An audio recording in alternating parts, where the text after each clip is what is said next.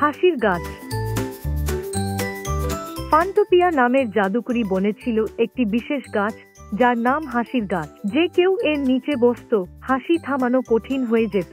বনজীবীরা সেখানে জড়ো হয়ে নিজেদের সবচেয়ে মজার গল্প আর কৌতুক শেয়ার করত।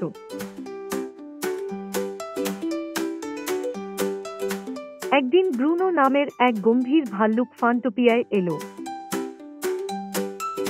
সে জীবনে কখনো হাসেনি, আর সে জানতে চাইল এই হাসির গাছ আসলে কি। সে গম্ভীর মুখে গাছের নিচে বসে রইল। কিন্তু গাছের হাসির জাদু কাজ করা শুরু করতেই ব্রুনো হেসে কুটি।